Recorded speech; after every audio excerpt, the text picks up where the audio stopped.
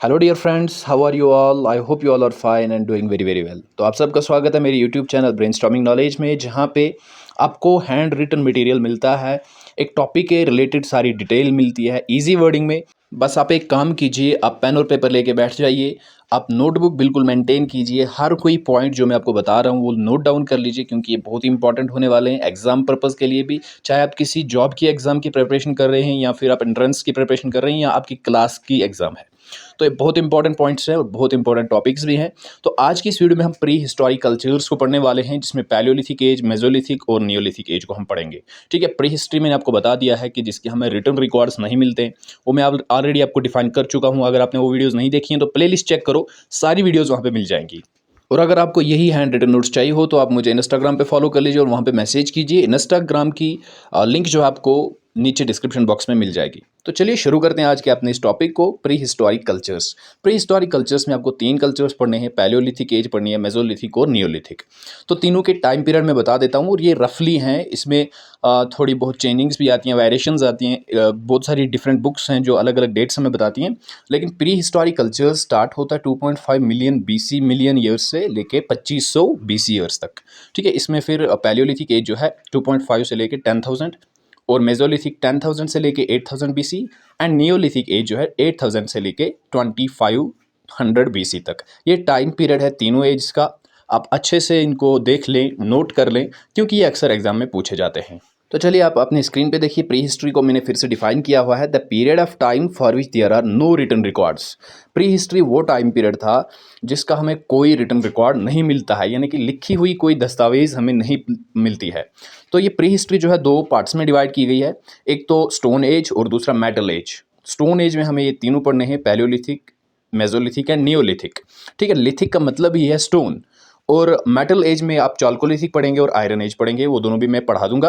पहले हम स्टार्ट करते हैं स्टोन एज से। स्टोन एज को 3 हिस्सों में डिवाइड किया गया है, पैलियोलिथिक, मेसोलिथिक एंड नियोलिथिक। तो सबसे पहले पैलियोलिथिक पढ़ते हैं। ठीक है, paleolithic age, the term paleolithic is a Greek word in which paleo means old and lithos means stone. Therefore, the term Paleolithic means old stone age. Palaeolithic term जो है ये ग्रीक वर्ड है, और जिसमें पैलियो का मतलब है old, पुराना, एंड लिथोस का मतलब होता है स्टोन, पुराना स्टोन। ठीक है, पुराना पत्थर। तो इसीलिए इसको पैलियोलिथिक को ओल्ड स्टोन एज भी कहा जाता है। ठीक है, पैलियो का मतलब ओल्ड एंड लिथोस का मतलब stone. Remains of early humans of Old Stone Age were found in Africa, Ethiopia, and are considered 2.6 million years old. Old stone age यानी कि पैलियोलिथिक एज के जो अर्ली ह्यूमंस थे, उनके रिमेन्स इथोपिया से पाए गए हैं। अफ्रीका में एक जगह इथोपिया, वहाँ से मिले हैं, जो कि माना जाता है ये 2.6 मिलियन ईयर्स पुराने हैं, 2.6 मिलियन ईयर्स ओल्ड हैं।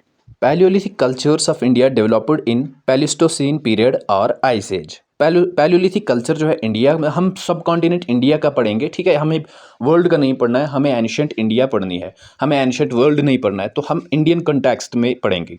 पैलियोलिथिक कल्चर जो है इंडिया का, वो कब डेवलप हुआ है? पैलिस्टोसाइन पीरियड में। पैलिस्टोसाइन पीरियड, पैलिस्टोसाइन हम आइस एज को कहते हैं। आइस जब बहुत ज़्यादा बर्फ़ होती थी, ज़्यादा ठंड होती थी, तो ज़्यादा लोग नहीं हुआ करते थे, उस टाइम पे, उस पीरियड में ये पैलियोलिथिक कल्चर इंडिया में पाया गया है। Homo sapiens first appeared in this phase of prehistory. Homo sapiens, जिनको हम कहते हैं wise man, first wise man, ठीक है, जिसकी आप फिगर देख रहे होंगे, ये पहले अपीयर हुए थे इस फेज में। किस फेज में? हाँ, पैलियोलिथिक एज में, प्री हिस्ट्री के इस फेज में। Time period 2.5 million years ago to 10,000 BC। देखिए, टाइम पीरियड में मैंने पहले बताया कि वेरिएशंस दिखा रही हैं, मुख्तलिफ बुक्स जो हैं डिफरेंट टाइम पीरियड्स बता रही हैं, लेकिन ये बात आपको याद रखनी है। कुछ बुक्स कह रही हैं 2.5 मिलियन ईयर्स एगो, कुछ कह रही हैं 2.8 मिलियन ईयर्स, कुछ कह रही हैं 2.6 मिलियन ईयर्स, लेकिन सब एक डेट कॉमन बता रही हैं, दैट्स अप टू 10,000 BC। आपको ये याद रखना है कि टाइम पीरियड जो है पैलियोलिथिक एज का, वह 2.5 मिलियन ईयर्स से लेके 10,000 BC तक। नेक्स्ट पॉइंट है food of paleolithic people. The primitive man was primarily hunter and then managed to gather his food. तो प्रिमिटिव मैन जो था वो पहले क्या था? हंटर था। वो शिकार करके जंगली जानवरों को मार के खाता था, लेकिन धीरे धीरे फिर वो गैदरर भी बन गया। वो ग़िज़ा को जमा भी करने लगा, जैसे वो wild fruits, wild seeds, wild roots वगैरह जमा करता था अपने खाने के लिए। He has no knowledge of cultivation and survived on various kinds of wild foods, fruits, roots and animals. उनके पास कोई नॉलेज नहीं थी कल्टीवेशन की कि कैसे हम कल्टीवेशन करें, काश्तकारी करें, फसलों को उगाएँ। वो नॉलेज उनके पास बिल्कुल भी नहीं थी। वो किस चीज़ पे सर्वाइव करते थे? वाइल्ड फ्रूट्स पे, वाइल्ड फूड्स, रूट्स, एनिमल्स वगैरह, ये इनको हंट करके, इनका शिकार करके, इनको खा के थोड़ा बहुत सर्वाइव कर लेते थे। शेल्टर क्या था इनका? ये क्या पहनते थे? वो कहाँ रहते थे? They lived in rock shelters and caves. वो कहाँ रहते थे? उनके पास मकान नहीं थे, वो मकान नहीं बनाते थे। वो रॉक शेल्टर ले लेते थे, पत्थरों से बना हुआ वो गुफाएँ होती थी, नेचुरली बनी होती थी, उसमें रहते थे और इस तरह से उनका वो शेल्टर बन जाता था। उनके पास मकान वगैरह कुछ भी नहीं होते थे। They have no knowledge of fire.